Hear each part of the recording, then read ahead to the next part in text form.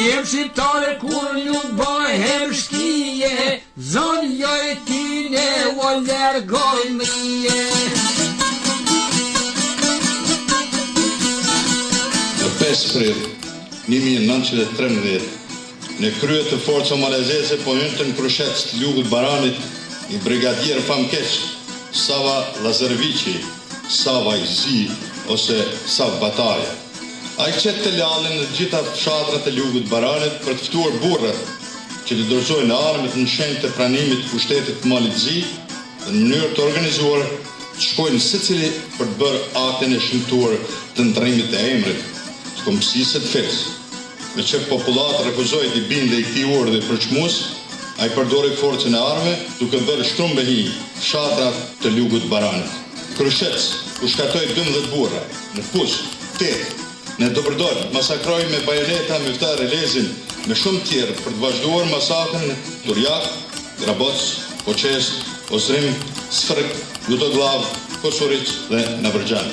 Një ditë para ndodhjes së masakrës të ura gurit në Pej, Salbatarja në Baranin e Eprëm do t'i detyroi 14 vetët të këtij fshati, që vetë t'i hapnin varret, cilët pastaj do t'i ekzekutonte para syve të banorëve të tjerë, në mënyrë që të mbjellë panik e frikë.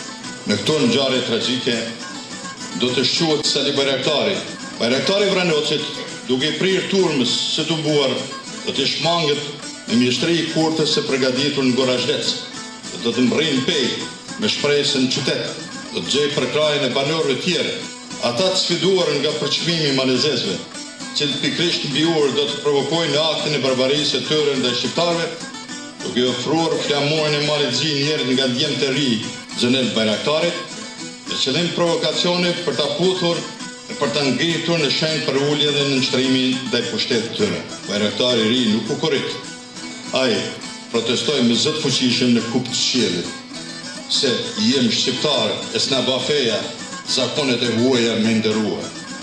Në shenjë hakmarrje, malezesët do t'i ekzekutojnë në mënyrë më barbare Sali Bayraktarin e Vranocit, me Arif Halilin e Poqestës dhe rreth 40 burrat të cilët ranë dëshmorë të mbrojtjes së nderit e të identitetit të tyre kombëtar fetar si patriotë të devotshëm.